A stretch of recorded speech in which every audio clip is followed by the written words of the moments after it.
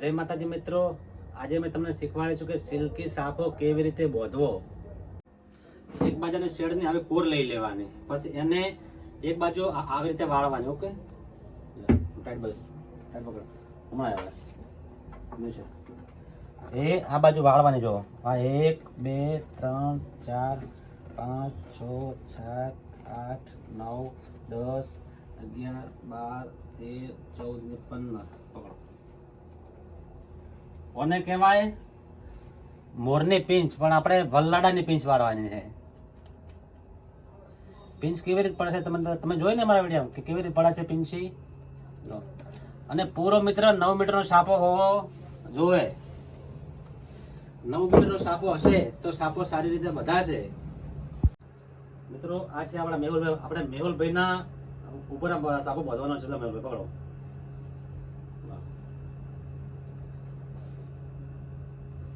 એ આ છે ને પહેલી વાટી મિત્ર વય આવી જોવે। આ પહેલી વાટી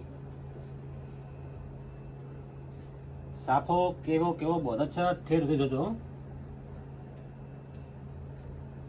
મારો આમ જીતા કાઢી જાય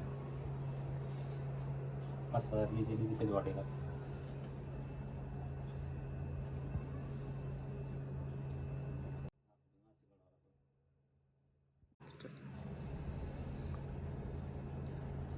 જો તો મિત્રો એક સાઈડ આવી રીતે બોધતું જવાનું અને એક સાઈડ વાટે સડાવતું જવાનું।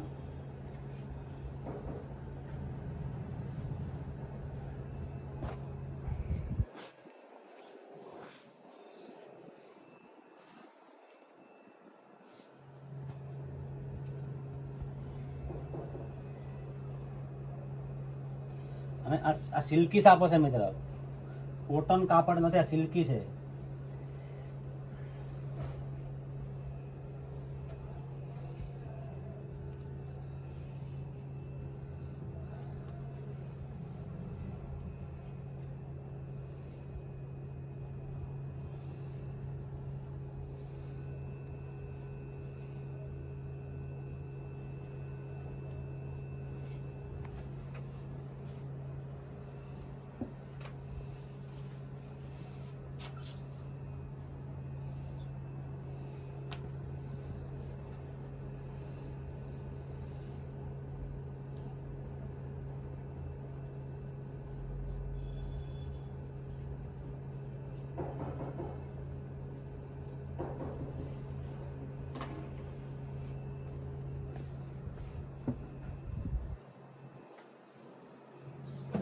તો મિત્ર છેલ્લે કે સાપો કેવો બધાય છે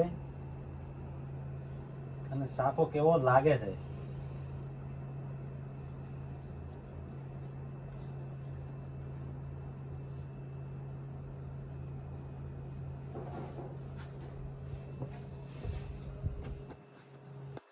અને આ રી ગોટ છે ને મિત્ર, પાછળ લઈ લેવાની ગોટ ને, અને બધા આ ગોટ કેવી રીતે મારવાની એ આવી રીતે ગોઠ મારી દેવાની। રેડી? અને આ થોડા ઘણા આ બાલ દેખાતા હોય એ ઓમ કરી દેવાનું, એટલે આ બાલ છે ને બધા અંદર માથાના એ વળી જાય।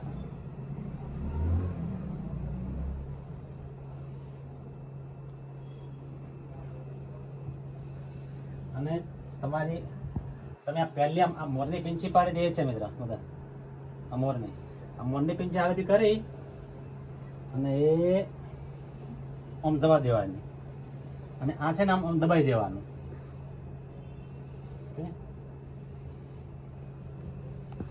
ને મોરની પીંછી પછી કેવી રીતે ખોલવાની બધા આખો એ આમ કરી અને આમ ખોલી દેવાની। તો જો મિત્રો આ સાપો કેવો બજો છે। અને એ પછી બીજી એક તમારી આવશે આવી જોરદાર પીંછી માંગતો તો સાપો ઓનાથી પણ રૂડો લાગશે। એ આ પીંછી અહીંયાથી ને અહીંયા મારી લેવાની।